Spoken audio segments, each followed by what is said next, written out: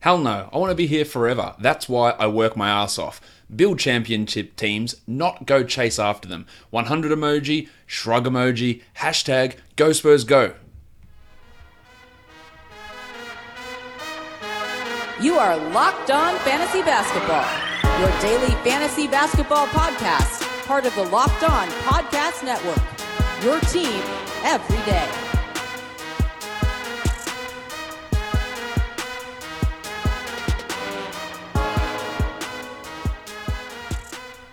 Hello and welcome to the Locked On Fantasy Basketball podcast brought to you by Basketball Monster. My name is Josh Lloyd and I am the lead fantasy analyst at basketballmonster.com.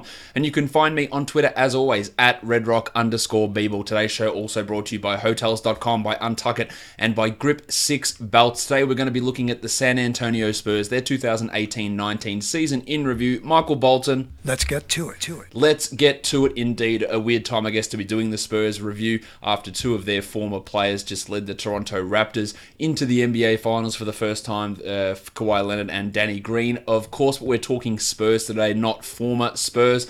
This team finished with a 48-34 record, 7th seed in the Western Conference. Really took Denver to the limit in the first round before losing. They had the 22nd best pace in the NBA, 19th in defense, 7th in offense, which is a little bit of a surprise. We know that Greg Popovich teams always have a reputation for defense. They struggled there, but surprisingly on a team that shoots no threes, they had the 7th best offense in the entire NBA.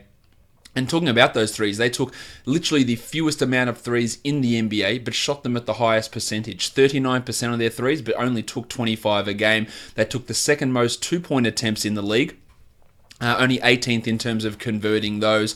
Number one free throw team. Number one at taking care of the ball. The fewest turnovers per game in the NBA as well. And defensively, worst amount of steals. 30th in steals. 21st in blocks. Really, it came from hitting their two-pointers at a huge rate. Getting to the line and hitting, or not even getting to the line, hitting the shots at the line at a high rate as well. Converting the minimal amount of threes that they took at a decent rate. And just taking care of the ball. So a really weird profile here when looking at this squad. We look at modern offenses and we tend to look at free throw rate and three-point attempt rate, and they are right down the bottom of both of those despite hitting both of those at really high levels. Now, they could have been an even better offense if they took more threes and more free throws. Number one in free throw percentage, number one in three-point percentage, but 30th in three-point attempt rate and 24th in free throw attempt rate. So more of those things would have actually made this offense more high-powered.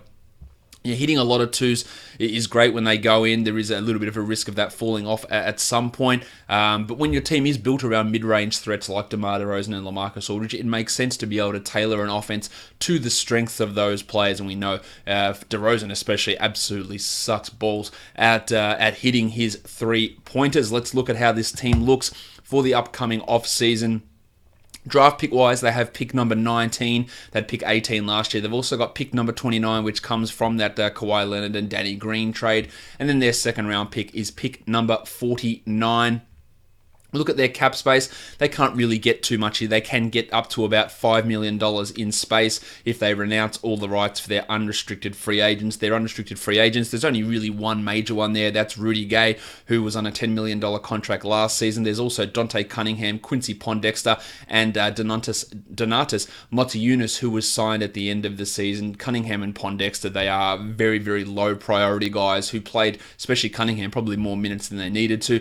Gay is the important one, depending on what Rudy wants to do and what the Spurs want to do there. He was a key piece either as a starting small forward, even though he's really a power forward, or as the sixth man coming off the bench. But finding the replacement there at the 3 position, maybe it's tough, or maybe they just keep DeMar DeRozan in that position permanently. And then look to get more minutes out of, say, Davis Bertans at the 4, or a little bit more Pirtle, Aldridge starting front court with Derrick White, Dejounte Murray at the 1 and the 2. So there is some possibilities. I think if they do look to bring Gay back, it probably will be in a 6th man role, and we'll see more Aldridge, Pirtle front courts with DeRozan almost exclusively at the 3, but that provides issues in itself with his absolute lack of defense, the lack of shooting. It is going to cause problems for this Spurs team. The season after, the 2020-2021 season, they can get a huge amount of cap space there with guys like Aldridge with a partial guarantee. DeRozan's got a player option as well, which could actually, he could decide to decline that. Lots of other options there for them to create some space in terms of free agency there. So this season they are a little bit locked into what they're going to do, just with that real swing decision being what they do with Rudy Gay. But even if Rudy Gay doesn't come back, that doesn't really open up much for them outside of exceptions in terms of bringing players in. So it's not like they've got big cap space to bring in someone the equivalent of Gay, because they just don't have that level of cap space available to them with those big contracts to DeRozan and Aldridge.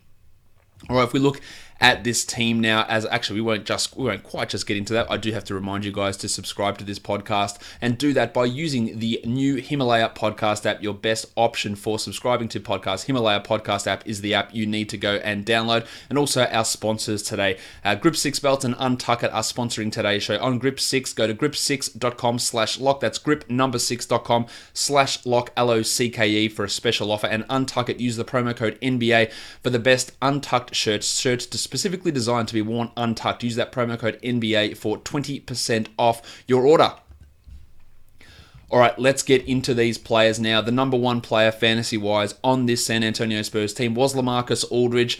He was the 25th ranked player overall. I thought that we'd see a little bit of a step back from Aldridge this season. It wasn't the case. He was actually identical in terms of his rank from last season to this season, 25th in both of those years.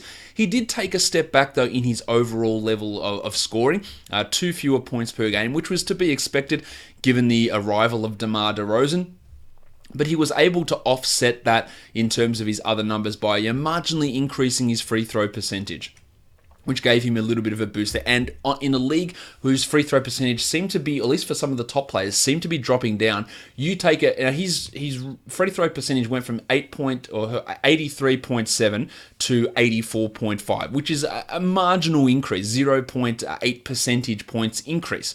But in terms of the Z-score impact, because it's all relative to how the rest of the league's doing, that was a 0.17 Z-score, standard score increase, which is a pretty big deal, and that's enabling Aldridge to stay at that 25 spot. He also increased his rebounds from 8.5 to 9.2, increased his assists from 2 to 2.4 as well, and blocks from 1.2 to 1.3. So remarkably consistent in those other areas and improving in those other areas, even with his scoring going down. He was one of the best players on this team. He was the highest in wins added. PIPM had a few other players placed ahead of him, but it was still a positive offensively and defensively there as a 1.29. Was only a +1 on off, as this Spurs bench was really, really impressive, and was a large portion of the success that they had this season came from that bench unit. Only a +1 for Aldridge. Some of that maybe is to do with the fact that he played with DeRozan, who historically has been a relatively negative on-off sort of a guy, and we saw that again happen this season. But Aldridge he is pretty old. He is about to be turned 34. You would expect that there's going to be some sort of drop-off coming, and I wouldn't be stunned if either next season, maybe not next season, but the year after, he becomes less than a 20-point-per-game guy. At the age of 35, that might be tough to continue.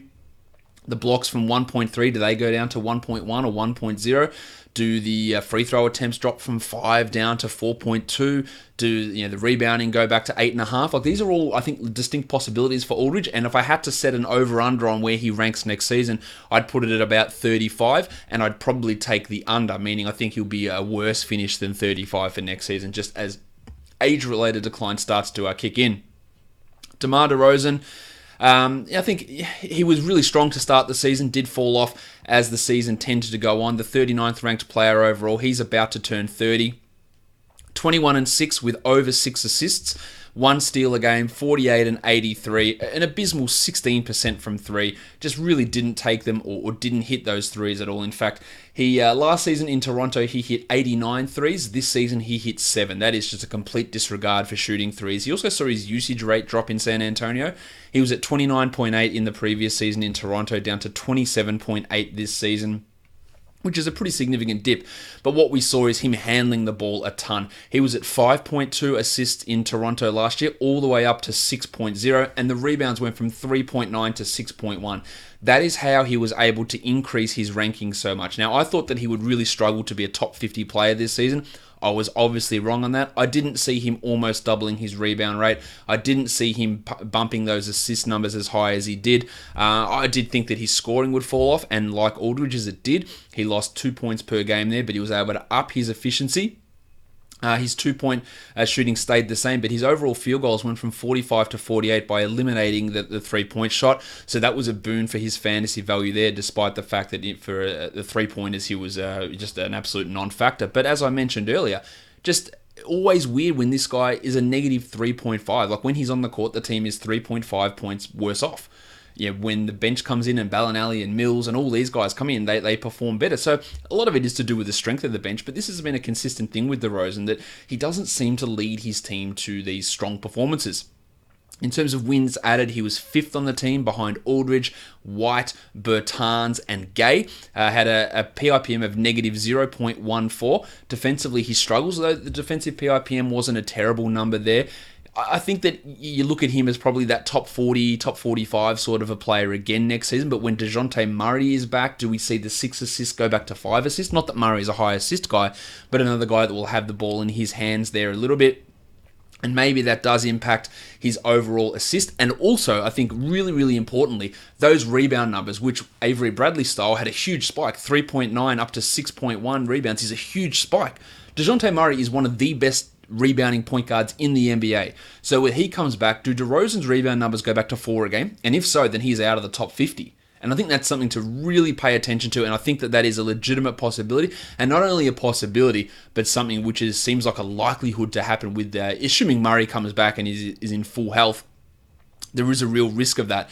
DeRozan also really lived off the long two, hit 40% there. His 2-pointers, his mid-range twos, 71st percentile is a pretty strong number. Finished finished well at the rim, but there's always risk on those long twos, although I don't have as much concern with someone like DeRozan who just plays the mid-range game so well. That's really what he is able to do as an NBA player.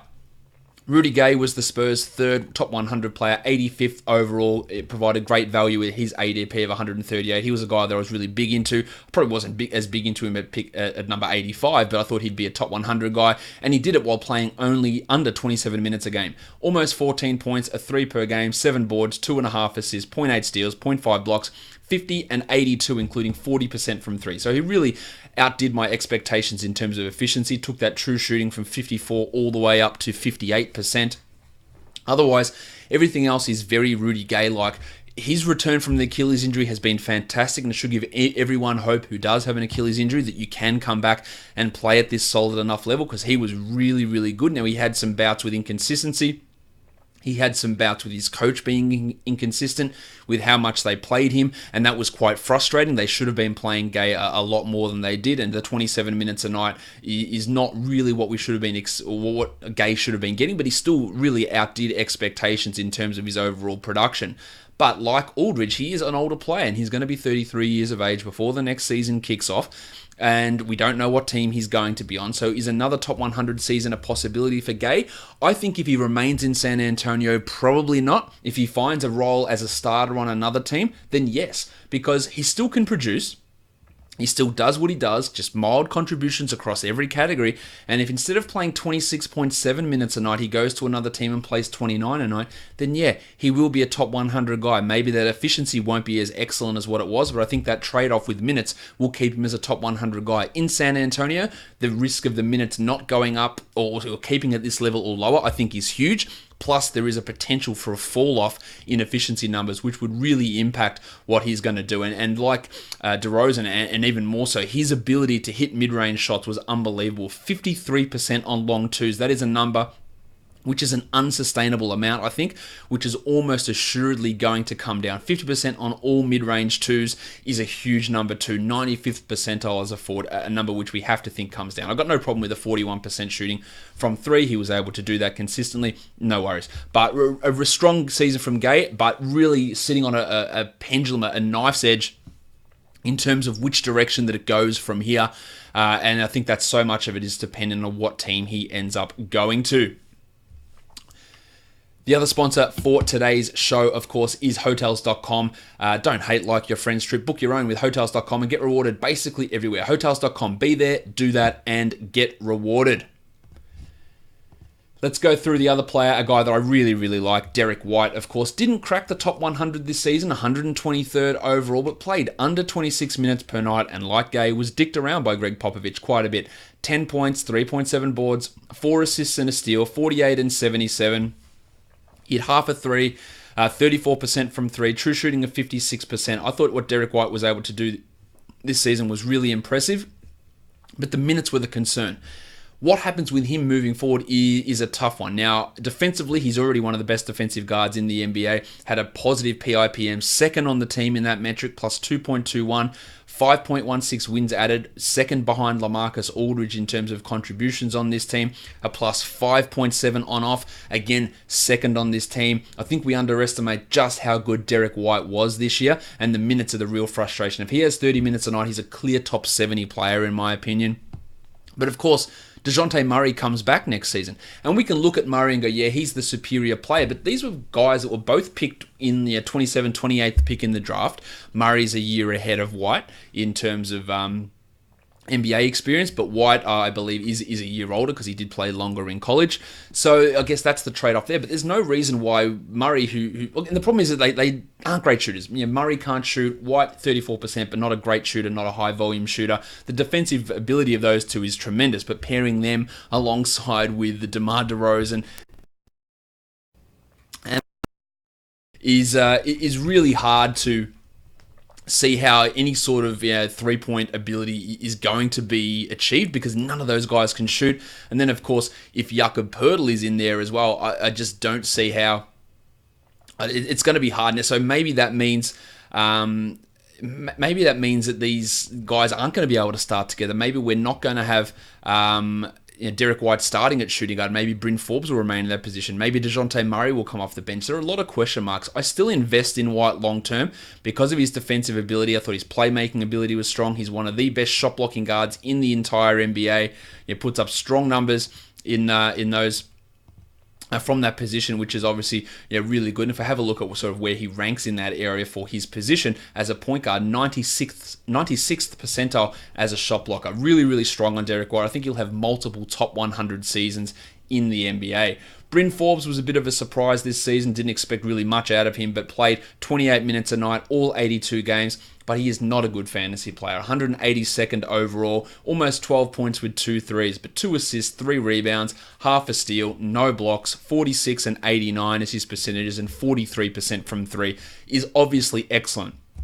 Started nearly all season, played stretches of the season as a point guard. He is not a point guard. He's the furthest thing you can almost get from a point guard. What he is a guy that you add as a three-point streamer and can do it relatively efficiently. In fact, over his final 28 games, he shot 50% from the field, including 48% from 3. That's excellent, and he still wasn't a top 200 player because he does absolutely nothing else, and that's where he lets you down. A PIPM was really negative for him, negative 1.05.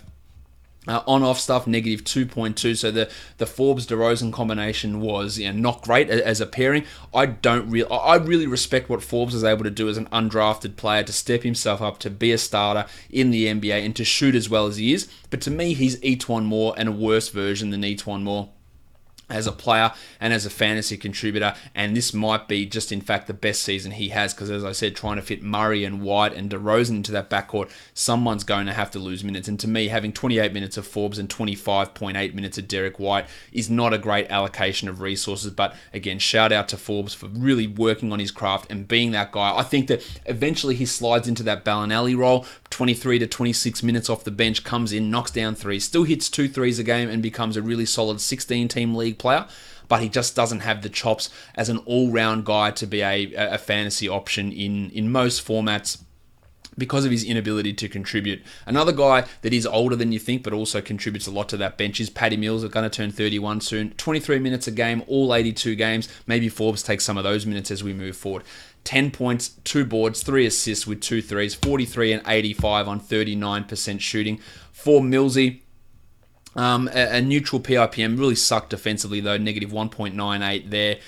We know what he can do and coming in and hitting threes, plus 3.1 on off. There were so many times where him and Belinelli and Bertans would all come in and knock 3 threes down each, and making him an excellent 3-point streaming option. In fact, Mills, Bertans, and Belinelli all averaged the exact same amount of 3-pointers made this season, which is fitting. 1.9 triples per game on excellent shooting, and Mills was the worst shooter of those guys, shooting just 39%. And I say just, meaning it's ridiculous how well those other two guys shot. At Mills' age, you'd think that his contributions will start to decline again, and extra guards being added into the mix, plus whatever happens with Lonnie Walker, who's going to come in here and potentially take some of these minutes. So you could see Mills' playing time perhaps decreasing. There is going to be a real squeeze in this backcourt in San Antonio, so it's something that's worth mentioning for guys like White and Murray, and deeper leagues for Mills and Walker. A lot of people expecting a big Lonnie Walker breakout next season, but finding where he actually fits in and does that might be a little bit of a tougher thing for us to grasp fully. The next guy we take a look at on this squad is the aforementioned Davis Bertans, the 202nd ranked player. Only 21.5 minutes this season, but as I said, 1.9 triples, hit them at 43%, 8 points, 3.5 boards, half a steal and block on 45 and 83. Some strong percentages. He was really good in terms of the on-off, led the team with a plus 8.8, massive in that metric, plus 2.24 PIPM, was a huge offensive force for this squad overall, led the team in PIPM.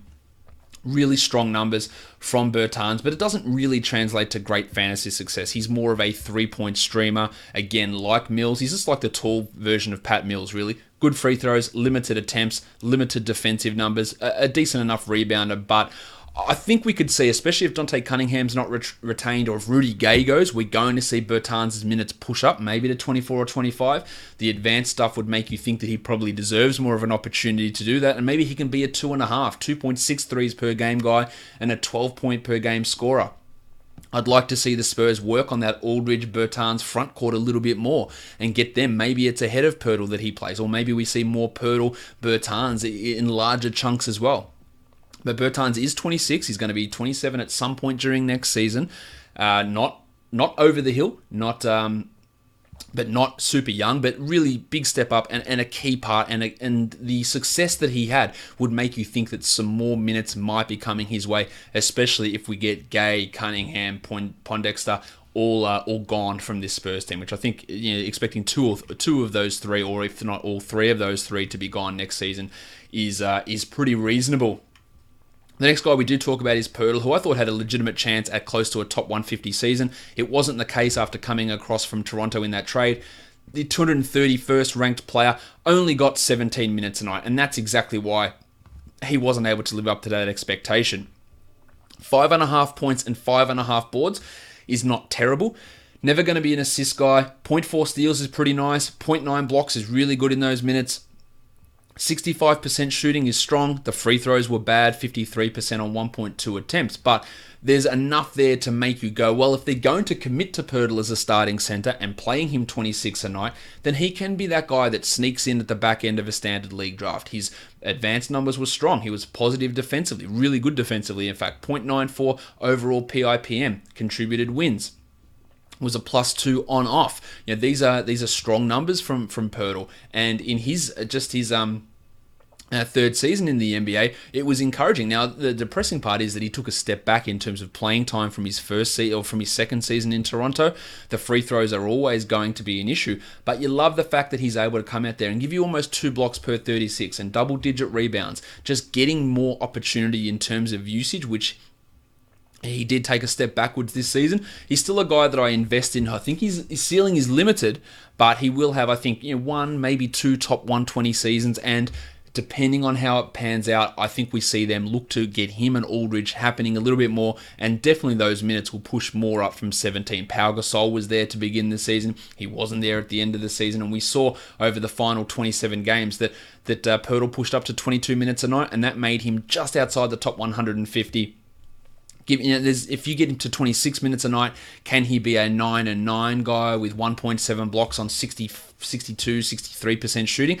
That's enough to be a 12-team impact guy for certain teams. So I think Poeltl can get up. He's never going to develop as a shooter. He's not a passer. He's never going to be a 34-minute-a-night guy, but he can be a guy that with that large contribution in field goal percentage and blocks and rebounding can be a useful enough player. And I thought we started to see that develop at the second or over the second half of the season. Marco Belinelli, I talked about him already, 33 years of age, 23 minutes, 10.5 points per game, and like those other bench guys, 1.9 triples, but unlike guys like Mills and Bertans, Belinelli was actually a big negative 1.46 PIPM, the worst defensive PIPM on the entire team. An on-off of negative 3.3 is not a good number. Overall negative 1.3. And when you're combining with those guys with other such high levels, Mills and Gay and Bertans, who have got massive on-offs, and Poeltl for another guy to add in there, for him to be a negative when playing a lot with that group says a lot about how destructive he can be as a player. He can get hot, he can hit threes, but all he is a streamer for three-pointers. And again, you have to think that he's a legitimate risk of losing minutes to Walker and Murray and more minutes to Derrick White as these guys push forward in their career and his career starts to age out. After that, there's not a lot to talk about on this team. Dante Cunningham, 32 years of age. I don't imagine he's back. I don't imagine he's a rotation player on any NBA team next season. He struggles, and I thought he played a lot, or way too much this season. Negative 8.4 on-off is obviously detrimental. Negative 2.7 PIPM, the worst on the team, was actually a negative wins added guy, which is not an easy thing to do unless your name is Kevin Knox. Not an easy thing to do to be a negative wins added guy.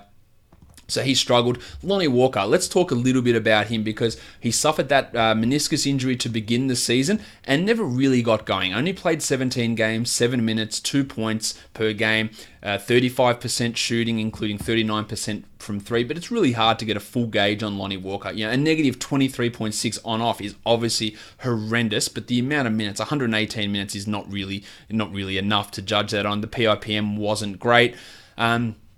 He's not a guy that I was massively high on coming into the league. And let's have a look at what his G League numbers were. That might give us an indication. 16.6 points per game on 37% from three, 44 overall, 3 rebounds, 1.7 assists, 1.2 steals, 0.3 blocks. And that, to me, is a pretty strong indication of why I just wasn't massively into what Lonnie Walker does because of the lack of supporting stats. He had a negative 2.23 PIPM in the G League and was a negative wins added player in the G League. Again, that's not easy to do, and that's across an 800-minute sample size. A lot of people really believe in him because he can be a guy that scores, but to me, he is like an Andrew Wiggins type of a player. He might score 20 points per game, but will you get me an assist, a rebound, a steal, a block? Will you hit threes at a solid enough level? I worry about all these things with Walker.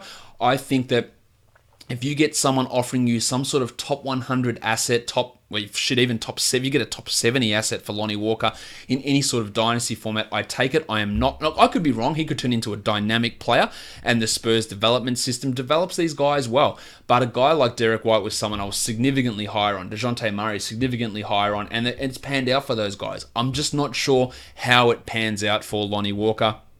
There's definitely a concern with the way that his game is. We haven't seen any real level of efficiency from him through Summer League, through G League, through his limited NBA playing time. There are a lot of concerns with how things are going to pan out for him. And again, with that backcourt being as crowded as it is, does he get enough playing time to really show that? I think next year it's not going to happen. Maybe the year after when Mills and Belinelli are gone, then he steps into that role. And even then, I'm not convinced that he is a surefire, bona fide superstar. Let's talk a little bit, though, now about Dejounte Murray, who missed all of that season with his ACL injury. His last full year in the NBA was the 176th ranked overall player in only 21 minutes a night.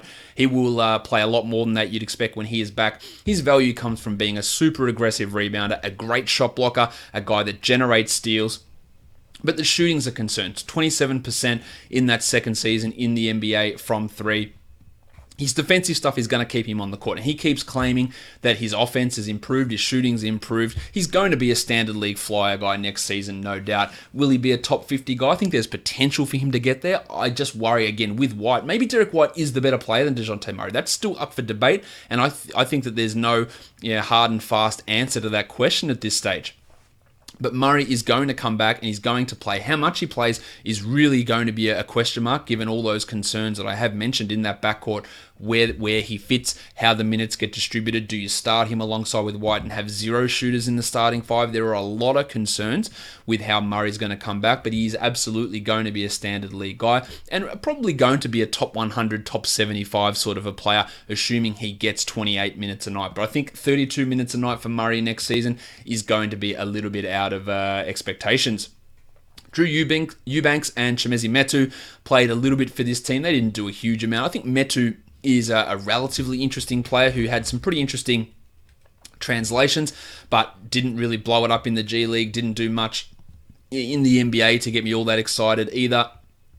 And here's 145 minutes, but the front court is a little bit thin, especially if guys like Cunningham move on. The Metu could move into that role and become more of a 20-team league player.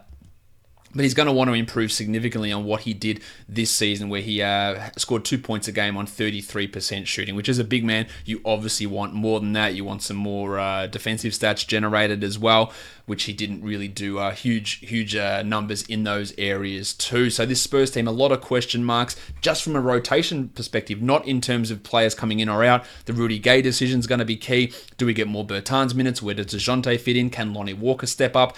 Can we get more Derrick White minutes? How does DeRozan fare? Will Lamarcus Aldridge decline? There are a lot of question marks with this team. For a relatively stable roster, there's a lot of question marks heading into this season. Don't forget, guys, never miss an episode of Locked On Fantasy Basketball by subscribing over on Himalaya Podcast app, Apple Podcasts, Google Podcasts, and on Spotify. Leave me a 5-star review. Subscribe on YouTube. Give it a thumbs up. Click the bell. Leave a comment. You know the drill. And check out our sponsors, Hotels.com, Grip 6 Belts, and UnTuckit. Guys, we are done here. Thank you so much for listening, everyone. See ya.